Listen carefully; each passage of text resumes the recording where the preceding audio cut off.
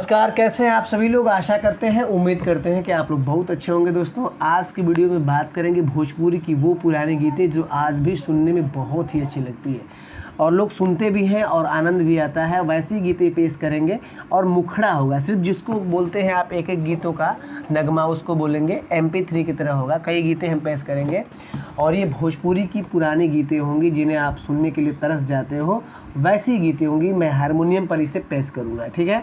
बाकी आप सभी लोगों से एक रिक्वेस्ट है कि चैनल पे पहली बार है तो कर लीजिए चैनल को सब्सक्राइब, साथ में कर लीजिए बेल आइकन को ऑन, जिससे हमारे चैनल का जो भी नोटिफिकेशन होगा आपके पास पहुंच जाएगा।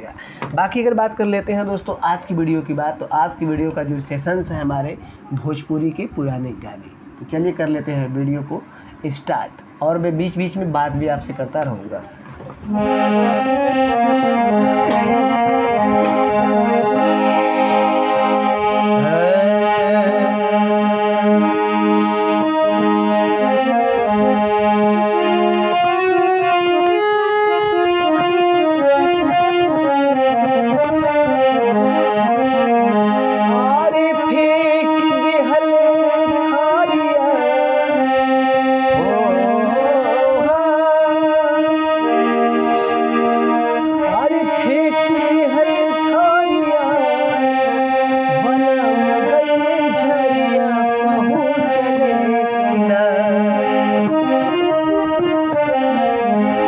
एक वियोगिनी अपने पति के वियोग में गा रही, उसका पति कमाने चला जाता है और झरिया आप जानते हो झारखंड में पड़ता है, ठीक है।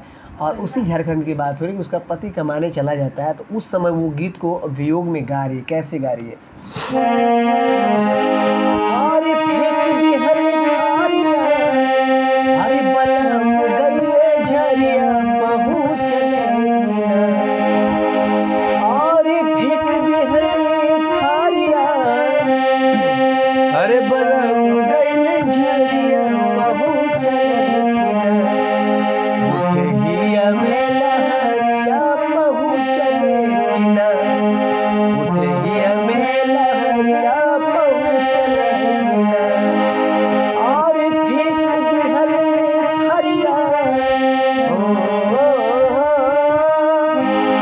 अरे फेंक दिहल थारिया, बलम गइले झरिया बहू चले किना।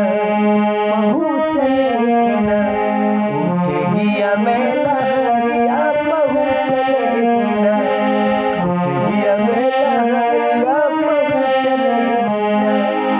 यस मन करेला कि ससुरा में जैती, अरे सैया खातिर गुपतिया पठवती। यस मन करेला कि ससुरा में जैती, अरे सैया जी खातिर गुपतिया पठवती। सैया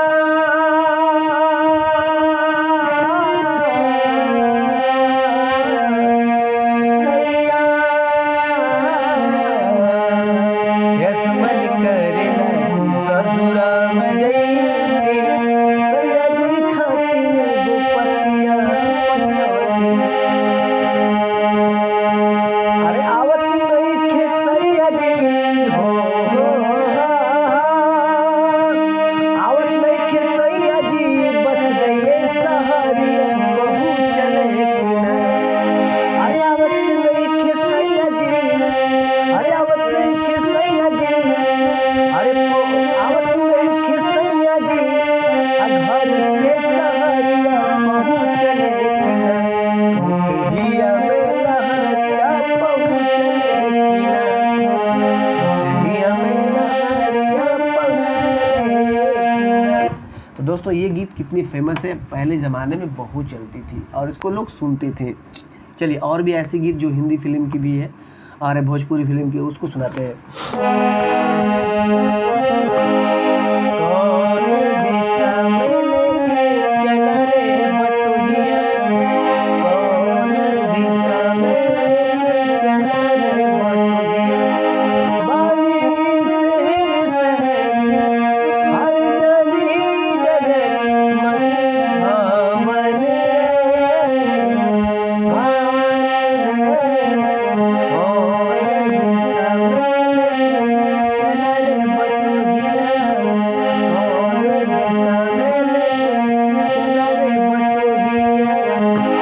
तो देखिए नदिया की पार एक फिल्म है, उसका एक मुखड़ा है, इसको मैं पूरा सुनाऊंगा, इसकी पूरी विस्तृत तैयारी करके इसको मैं सुनाऊंगा। चलिए और भी कुछ गीते हैं जो उसे सुनते हैं आप।